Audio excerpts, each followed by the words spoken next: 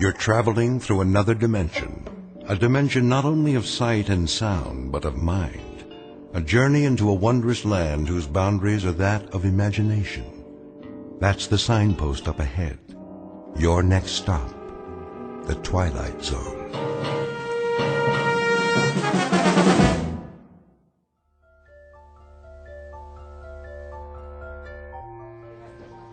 How much is this? Shall I wrap it up for you, ma'am? I got all my Christmas shopping done. I need one more present for Uncle Fred.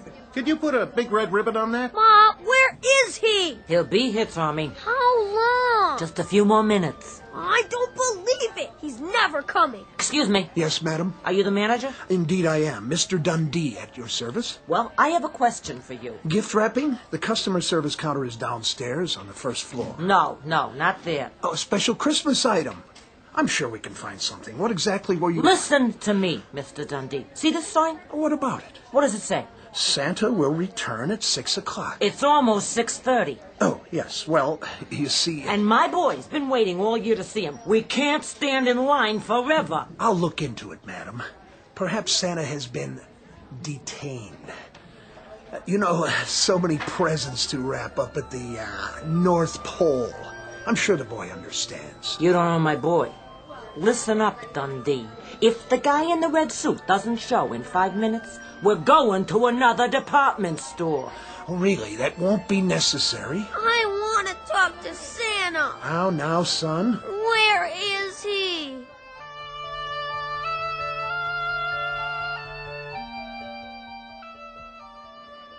Bartender, pour me another one, will you? Coming right up. Hey, Corwin. Yeah, See the clock on the wall? what about it? You told me to tell you when it was 6:30? Well, it's 6:30. That's exactly what it is. 6:30 on the dot. So what happens now? You turn into a reindeer? Would that was so. One more, my good man. That's 5 drinks. No, 6. And a sandwich. You owe me, Santa. Relax. I've got your money right here. Say, will you look at that? Where? Those two at the window. Little boy and little girl.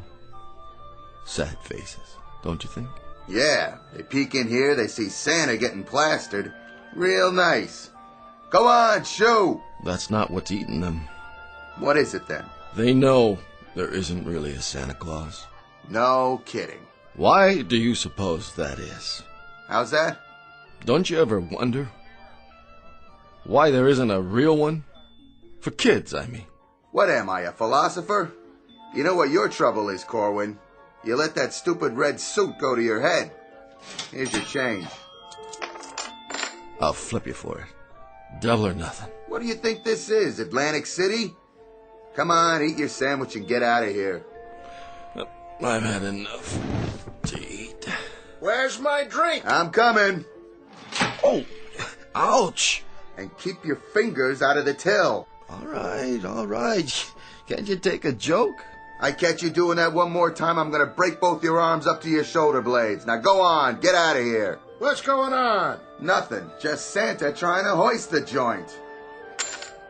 What's that for? Your tip, my good man.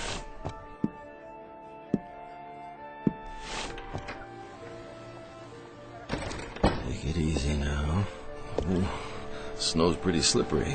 Oh! I'd better sit down for a minute. Mr. Santa? Huh? I want a baby carriage and a dolly and a playhouse and a job for my daddy. What? And I want a gun and a set of play soldiers and a big turkey for Christmas dinner. You don't think... Oh, you poor kids. Don't you get it? I can't help you. I can't even... That's okay. We can wait. We always wait for Santa Claus.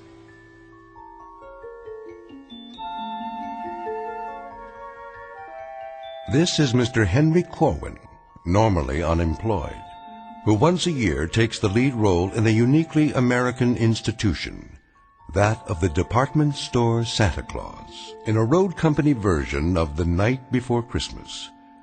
But in just a moment, Mr. Henry Corwin, ersatz Santa Claus, will enter a strange kind of North Pole, which is one part the wondrous spirit of Christmas and one part the magic that can only be found in the Twilight Zone.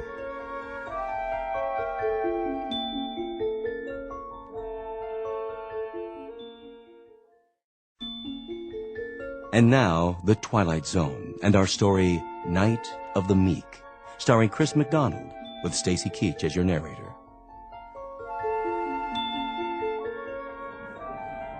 Where is he? This is so inconsiderate. Here he comes, finally. Will you look at that? Why, he can hardly stand up. Oh, it's disgraceful. There you are. Hello, boys and girls. Ho, ho, ho. Corwin, you're an hour late. I am? 1 hour and 9 minutes to be exact. Can you beat that? Now, I advise you to get up on your throne without further ado. I'm going. And refrain from disillusioning these children any further. All right. I'm going. By showing them that not only isn't there a Santa Claus, but the one in this store happens to be a wino who'd be more at home playing Rudolph the Red-Nosed Reindeer. I take your point, Mr. Dundee. Stand aside. Saint Nick is back on the job. Go ahead, climb up on his lap. He won't hurt you, will you, Santa? You won't hurt my little boy. Go on, you tell him. What's your name, lad? Percival. You're putting me on. Percival Smithers. The third. My dad's name was Percival Smithers. My grandfather's name was Percival Smithers. Oh, I get it. Well, I guess that's not your fault. So, what would you like for Christmas, young Percival? A new front name. That's a good one. A real good one. I gotta remember it. Hey, Ma? Yes, dear? I smell something funny. You do? Yeah. And I know what it is, too. The same as Dad. Santa Claus is loaded. Leave my boy alone. Lady, I never laid a glove on a kid. Oh, you've got some nerve drinking on the job. Madam, I am mortally ashamed. Oh, you should be. Come along, Percival. I hope this won't scar you for life. Is there some trouble here? Trouble? No, there's no trouble, except that this is the last time I trade in this store. It seems you hire your Santa Clauses out of a gutter. Hey, who are you referring to? Drunken sot. Come on, Percival. Some Santa Claus. You don't even look like him. Mr. Dundee, that lady's got a problem. All right, everyone back to work. Back to your positions. And you, as for you, Mr. Kris Kringle of the lower depths, since we are only a few hours from closing, it is my distinct pleasure to inform you that there is no further need for your questionable services. You've had it. Now get out of here. It'll be my pleasure. Pick up your pay downstairs. Oh, and one more piece of advice. I'm all ears. Get that moth-eaten red suit back to where you rented it before you really tie one on and destroy it for good and all, you drunk. Thank you ever so much, Mr. Dundee. As to my drinking, it is indefensible. You have my abject apologies. Don't waste your breath. That just doesn't cut it with me anymore. But I have feelings, you know? Plain old human feelings, same as anybody. And I find of late that I have very little choice in the matter of how I express my emotions. I can either drink, or I can weep. And drinking is so much more subtle. Will you please leave? But as to my alleged insubordination, I assure you I was not rude to that woman. Someone should remind her that Christmas isn't just barging up and down department store aisles and pushing people out of the way. Or when I'm warning you. Someone should tell her that Christmas is something quite different from that. It's richer and finer and truer, and it should come with patience and love and charity, compassion. That's what I would have told her, had she given me the chance. My, how philosophical, Mr. Corwin. Perhaps, as your parting words, you can tell us how we go about living up to those grand Yule standards which you have so graciously laid out for us. I don't know how. I wouldn't know how to explain it, especially to you. All I know is that I am an aging purposeless relic of another time and place. A different way of life. And now, I don't know how it happened, but one day I woke up and found myself living in a dirty rooming house on a street that's filled with hungry kids and shabby, scared people. Good people. Where the only thing to come down the chimney on Christmas Eve or any other day of the year is more poverty. Keep your voice down. And if you must know, another reason I drink is so that when I walk up and down the tenements, I can think to myself just for a little while that they really are the North Pole, and the children are elves, and I'm really Santa Claus, bringing a bag of beautiful things for all of them. Every last one. That's enough out of you. I wish, Mr. Dundee, on just one Christmas, only one, that I could see some of the hopeless ones, the dreamless ones. On just one Christmas, I'd like to see the meek really inherit the earth. So that's why I drink, Mr. Dundee, and that's why I weep. Who is that guy? Never heard anyone talk to Mr. Dundee like that. Never heard anybody talk like that.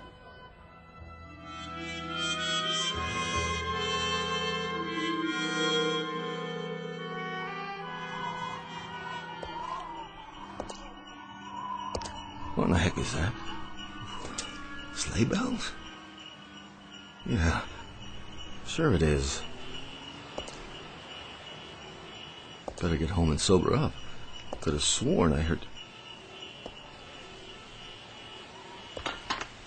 Who's there?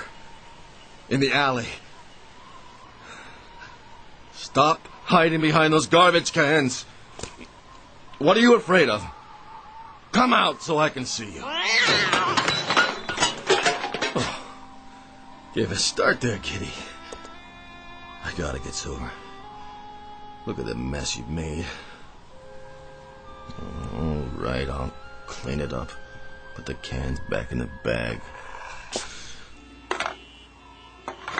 Lift it up. Put it back where it belongs. Wait a minute. What's in this bag, anyway? Oh, I don't believe it. It can't be.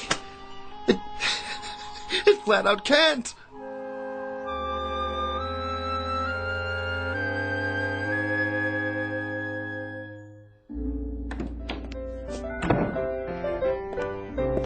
Excuse me, sister. Is this the Delancey Street Mission House? It is. Could I get something to eat, sister? Will you take a seat with the others? Have yourself a nice cup of coffee. Oh, sure. Dinner will be served after the sermon. Gotcha. Okay. Thank you, sister. God bless you. Have a seat. At least the coffee's hot. Sit down and take a load off. The sermon ain't so bad. No, it don't take long. Here's a chair. Don't mind if I do.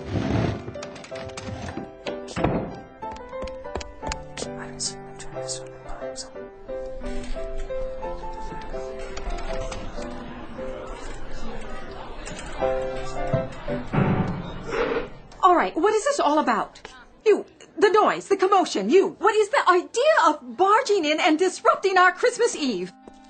Begging your pardon, Sister Florence. I ain't touched a drop since last Thursday, and that's the gospel truth. But I swear to you right now... You mustn't swear. On account of I seen him with my own eyes. He's coming. Who? Him. Him. Santa Claus is coming to town. Oh, I thank you for the thought. He's coming up the street heading this way, and he's giving everybody their heart's desire. Oh, yeah, sure. Santa Claus? Are you kidding me? Pour yourself a cup of coffee. Black. Merry Christmas! I told you, sister, it's him. Now, what'll be your pleasure this year, gentlemen? How about you? Me? Yes, sirree. Well, I'd sort of like to have a new pipe. Ha ha! Let me take a look at my bag. Here you go. A new meerschaum. How's that? Oh, thank you. Thank you kindly. How about you? A woolen sweater? A woolen sweater you shall have. Size? Who cares? Here you go. Next. Some new shoes? How about some pipe tobacco? A carton of cigarettes? Another sweater, maybe? Slippers. A smoking jacket. Where did you get all these gifts? Sister Florence, don't ask me to explain because I can't. I'm as much in the dark as anybody else. All I know is that I've got a bag here that gives everybody just what they want for Christmas.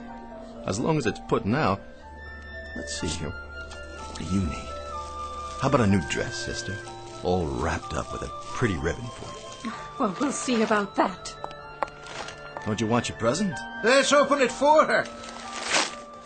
Well, looky, an evening gown. And it's strapless. There he is. There he is. That's the man. What's your name? Henry Corwin, officer. At least it was Henry Corwin. Maybe now it's Mr. S. Claus or Kris Kringle. I don't know anymore. You're drunk, Corwin. Is that it? Naturally, I'm drunk. I'm drunk with the spirit of the Yule. I'm intoxicated with the wonder that is Christmas Eve. I'm inebriated with joy and with delight. Yes, officer, I am quite indubitably drunk. All right, hold on there. I'm going to get to the bottom of this. You can begin by handing over that bag of yours right now. Wait a minute. You got no call. The bag, or I'm placing you under arrest. You can't arrest Santa Claus. I sure can. And I can arrest every one of you. So let's have that bag, or we're all going down to the station house.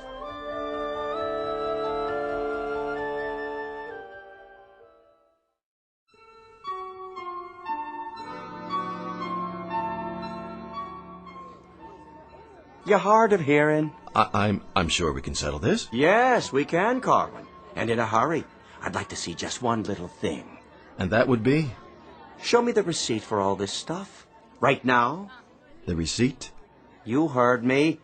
Of course you've got a receipt. Well, go on, Henry. Show it to the policeman. Sure, you got one, ain't you? I'm afraid that's the one thing I don't have in this bag.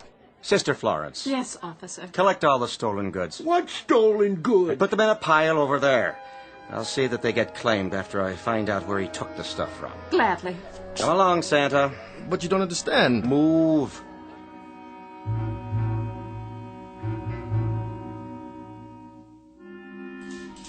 I want to report a missing person. Yes, ma'am. Fill out a report. Do I get a phone call? After you see the judge. Now sit down. Can you take these handcuffs off?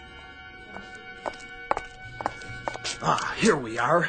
And here he is. And there you are, Mr. Dundee. Sit down, Corwin. And there that is. All the goods you've stolen. How nice to see you again.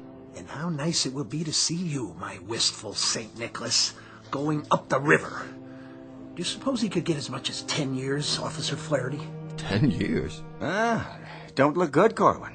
Of course, they might lop off a few months if he was to tell us where the rest of the loot is stashed. The rest of it? You think there's a storehouse of some kind where I go to replenish it? Well, ain't there? Why, he may have been looting and pilfering for years. Now I understand. That's why he takes this job every December. He's been giving away stuff for 2.5 hours. Must have a whole warehouse full of it. I'm glad you brought that up, officer. There's a little discrepancy here. Little discrepancy? Is that what you call it? Between this bag and what came out of it, did anybody see me go somewhere to fill it up? Because if they did, they're lying or deluded. All right, you speak when you're spoken to, Corwin. I'm just trying to clear this up. Listen, you moth-eaten Robin Hood. The wholesale theft of thousands of dollars worth of goods is not a simple discrepancy. I wondered where my inventory went, and now I know. Let's take a look in the bag, shall we? You go right ahead, sir. Be my guest. Though I can tell you right now, Corwin, that this whole affair has come as no surprise to me. I perceived that criminal glint in your eyes the very moment I saw you. I'm not a student of human nature for nothing. I've personally spotted hundreds of shoplifters in my store over the years. I'll bet you'd try it, if you're any good at it. Quiet. And I can tell you that you fit the profile to a T. Then why did you hire me in the first place? Oh, an act of Christian charity on my part. I try and I try to do for you people. What people? And this is the thanks I get. Maybe if you tried hard enough, I wouldn't need a bag like this. All right, enough already. Mr. Dundee, You go ahead and you check in the bag. Believe it or not, I got other cases to handle here tonight. It will be a pleasure to achieve satisfaction. To catch him red-handed, as it were. Well, suit yourself, Mr. Dundee. Go ahead. Reach right in. Who let that cat in here? It was in the bag under all this... We'll be adding cruelty to animals to the charges now. Under what? Coffee grounds and empty tin cans? Looks like garbage to me, wouldn't you agree? He must have switched it. Where's the real bag? Mr. Dundee, you seem to have, put your finger on the problem. All your fingers, it looks like. Messy, isn't it? Yeah, this isn't funny. No? Give me something to wipe my hands. Well, I guess the bag can't seem to make up its mind whether to give out gifts or garbage. Well, it was giving out gifts when I seen it. Whatever they wanted, Corwin was supplying. And it wasn't trash neither. It was Christmas presents, toys, all kinds of things. Expensive stuff, believe you me. You might as well admit it, Corwin. Oh, I admit it. Well then, there you are. But I believe the essence of our problem here is that we're dealing with a most unusual bag. One that is both more and less than it seems. So you are some sort of magician con artist. A magician? I love those guys. You know, this reminds me of a trick I saw once. Called himself Misto the Magnificent. Used to work down in Coney Island where they had those sideshows. He had a thing called the Never Empty Lotta. You know what a lotta is, officer? What's your point, Corwin? A vase, an urn, sort of. And he'd pour out water, glass after glass full, till it was empty. And then he'd pick it up and start all over again. Couldn't figure out how he did it. But this bag here, I guess it's like the Never Empty Lotta. Only thing is, I'm no magician. I wouldn't know how to work it anyway. Whatever's going on, it's out of my hands. Some greater power is at work. I'm just the one who happened to be there at the right time and the right place. All right, no more talk. I told you I'm a busy man.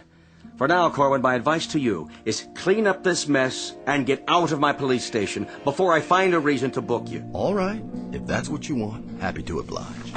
Just like that? You're letting him go? My hands are tied. There's no evidence. And you, Officer Flaherty, call yourself a policeman? Hey, now. Well, I suppose it's a demanding task to distinguish between a bag full of garbage and an inventory of expensive stolen gifts. Too demanding for a civil servant whose salary is paid by my store's city taxes. You can believe me, Mr. Dundee. It's just like Corwin says. We must be dealing with something supernatural here. Oh, in other words, all anyone needs to do is ask this man to make a little abracadabra for them, and no sooner said than done. I don't know how it works, but I can Well, go ahead. Prove it. I told you, I'm no magician. Well, it seems miracles are the order of the day, aren't they? Don't go getting sacrilegious. You want me to drop the charges? Well, let's put him to a little test. I can't just pull a rabbit out of a hat. Oh, it's to be a rabbit now, is it? Instead of a cat? If you'd listen... Let me see. I fancy... Oh, how about a bottle of cherry brandy? Vintage 1903, if your mystical bag is in the mood to deliver. 1903. That's a good year. A very good year. Try this. I hope you like the gift wrapping. And as for you, Officer Flatter... Well, but I guess you two can share the bottle, can't you? What in heaven's name? Where did you get this? Enjoy it, gentlemen. I'll be going now. And to all, a good night.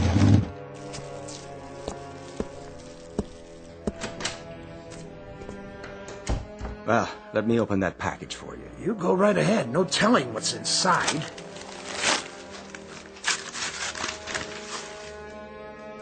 Well, would you look at that?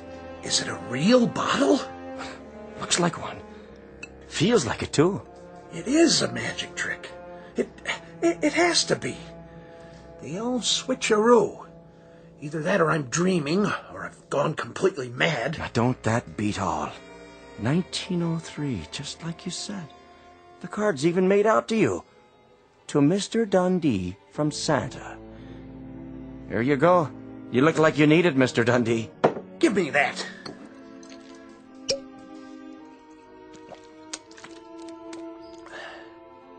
I don't believe it. It's cherry brandy.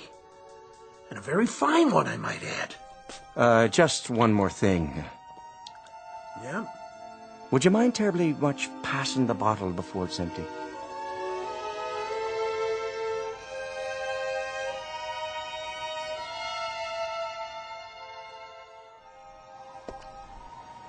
honey. The bag isn't that heavy. There he is! There's Santa! Come on, he's got presents. Ho, ho, ho! Merry Christmas! Merry Christmas! I want a jacket And mittens! and a train. Diesel or steam? No, electric. And how about you? I'd like... well, Go on, say it. What's your heart's desire? a dolly, please. And what color hair would you like, darling? Blonde, brunette, red, or what have you? Anything's okay. Here you go. Blonde hair, just like you. Oh, thank you, Santa Claus. I love you. And a toy for you. And one for you. What's the matter, Santa? Yeah, what's wrong? This bag's getting lighter and lighter. So, what's wrong with that? Well, there's so many folks who need things tonight. I'm just worried about what happens if... If what? What happens if I run out of presents?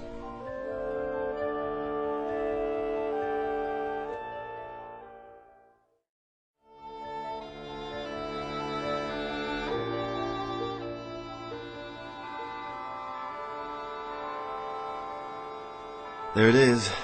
Midnight. Could have guessed it. Am I the last one? You are. Last present. In this bag. If someone else needs it... Go ahead. I got mine already. Well, if you're sure it's all right. I don't see anybody else around, do you? No? Then here you go, ma'am. It's all yours. Thank you so much. I hope it's something you can use, my dear. Oh, it is a beautiful new blanket to keep out the cold. Thank you so much. Don't mention it. Yep, looks like your bag's empty, all right. That it is. So, what are you gonna do now? Oh, I'll go on home, I guess. Nothing left to do. Good idea. How about you, old fellow? Me? I can find lots of good places to sleep tonight, only this time I got these great big old socks you give me to keep me warm. Hope they fit. Oh, they're gonna fit just fine. Oh, hey, Santa. Oh, can I call you that? Well, might as well. One last time. I kind of like it. I was thinking... That can be dangerous, my friend. Well, it just ain't right. What isn't? What do you get out of it? Well, don't worry about me. I have had the best Christmas of anybody, ever. With nothing for yourself? Not a single thing? Just the best Christmas since the beginning of time. Their faces, the look in their eyes. Do you know something? I can't think of anything I want. Not a single thing. Aw, quit joshing me. I'm serious. When I look around, I think the only thing I ever wanted was to be able to do something like this. To be the biggest gift giver ever. So folks would feel a little bit better, at least for a while. And in a way, I've had that tonight. A real pleasure. I'm just sorry it has to end. Sure, but you could use something. Well, if I did have a choice, any choice at all of a gift. Go on, you're entitled. I guess I'd wish I could do this every year. Now, that would be some kind of gift, wouldn't it? Lot of work, though. It'd be worth it. That'd sure be something. Oh, you take her easy now. God bless you, and a Merry Christmas. Merry Christmas to you, Santa.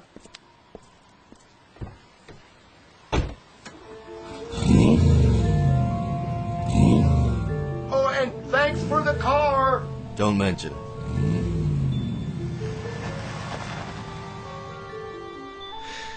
Whew, I might beat. Now, how did I get here? That's the alley. Guess I better put the bag back where I found it. What's all this? Looks like somebody's throwing out their Christmas decorations already. That's no decoration. That's your sled. Ah, yeah, sure. A sled and a reindeer right here in the alley just for me. Somebody sure made the eyes look real. He is real. Yeah, about as real as you are, little fella. Little fella? We've been waiting for you. And I suppose you're going to tell me you're a real elf, too. I sure am.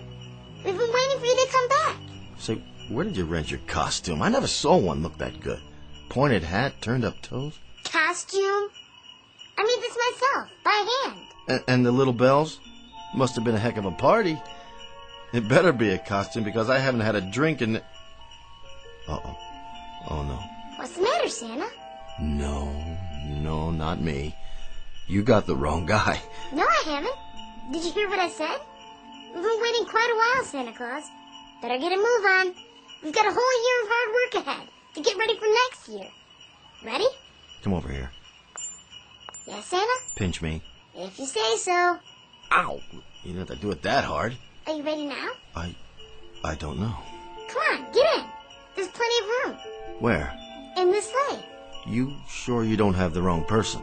Oh, Santa, stop joking and get in. We're late. I don't have to. I could turn around right now and go home. If you do that, a lot of people would be very sad. Next year. You wouldn't lie to me. Elves can't lie. Okay. Move over, Shorty. Now, how do you work these reins?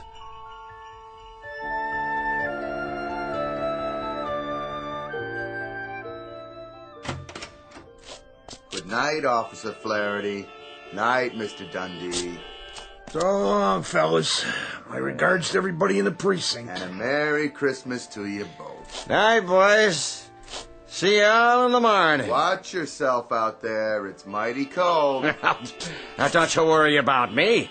Tonight, I'm feeling no pain. Going home now, Mr. Flaherty? That I am. Going home, Mr. Dundee. Assuming I can find me way. I'm sure you will. Left foot, right, left, right. Try to walk a straight line to the lamppost. Where? Over there. Hang on, I'll hold you up. And you, Mr. Dundee, home is it? Home, Mr. Flaherty. Well, I'll walk you a ways, if you don't mind. We could stop off for a nightcap. Well, now there's a pub right around the corner. That is a thought. Just a nip, you know. To warm the soul. For thy stomach and thy infirmities. Isn't that what the good book says? I do believe it does, Mr. Dundee. You know something else, officer. Now, why don't you tell me? That's what friends are for. That they are. So go ahead now. Tell me all about it. Well, sir, this is the most remarkable Christmas I've ever had. You don't say. Merry Christmas! Flaherty, did you see it? Did you? I thought I saw something. What did you see? No, you first. Mr. Dundee, I don't think I'd better tell you. You'd report me for drinking on duty. But you're not on duty. True. Go ahead. What did you see? Mr. Dundee, it was that Corwin fella, playing his life in a sleigh, with reindeer sitting alongside a what? One of his little helpers. So help me. All done up in proper costume. They were riding towards the sky, big as you please. One question for you. Yeah? Did we drink a whole bottle of cherry brandy back in the station house? Vintage 1903, but only one bottle. The finest I ever tasted. So I guess that's about the size of it then, isn't it, Mr. Dundee? Flaherty, you better come on home with me. We'll make some hot coffee. Yeah, and pour a little whiskey in it. We call that Irish coffee, you know. Oh, I do know. And then we'll talk some more about all this. Sort it out. What is there to say? If a man can't believe his own eyes, what can he believe? Then, we'll thank God for miracles, Mr. Flaherty. That we will, Mr. Dundee. That we will.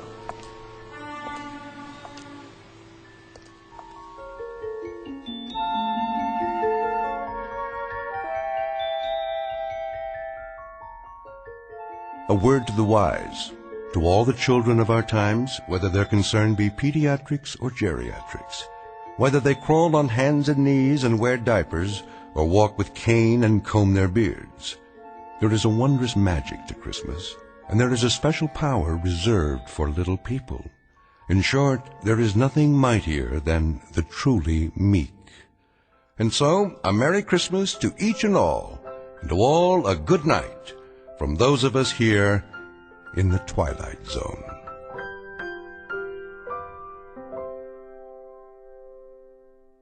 More from the Twilight Zone after these words. You are about to enter another dimension. A dimension not only of sight and sound, but of mind. A journey into a wondrous land of imagination. Next stop, the Twilight Zone. Hi, this is Stacy Keach. I'd like to take a moment to tell you about our Twilight Zone website at twilightzoneradio.com. At twilightzoneradio.com, you'll find the latest information on these Twilight Zone radio dramas, including behind-the-scenes photographs, plus the newest product releases, trivia contests, ways to contact us, other Twilight Zone-related info and merchandise, plus links to other fascinating websites. So make your next stop twilightzoneradio.com. Visit twilightzoneradio.com to purchase these Twilight Zone radio dramas on cassette and CD, or call toll-free 1-866-989-ZONE. That's 1-866-989-9663.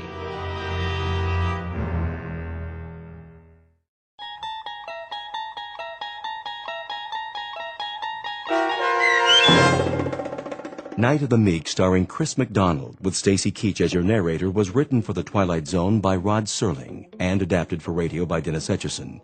Heard in the cast were Taylor Miller, Turk Muller, Doug James, Peter DeFaria, Peggy Roeder, Adam Tangway, Richard Hensel, Meg Falcon, Lucas Ellman, Zach Gray, Carl Amari, Roger Wolski, Rick Peoples, and Lauren Patton. To learn more about the Twilight Zone radio dramas and to obtain audio cassettes and CDs of these programs, visit our website at twilightzoneradio.com. The producers of the Twilight Zone wish to thank CBS Enterprises, Carol Serling, Dennis Etchison, Dick Brescia Associates, Claire Simon Casting, Terry Jennings, XM Satellite Radio, the American Forces Radio and Television Service, Sirius Satellite Radio, our sponsors, and our radio affiliates for helping make this series possible. This copyrighted radio series is produced and directed by Carl Amari and Roger Wolski for Falcon Picture Group. Doug James speaking.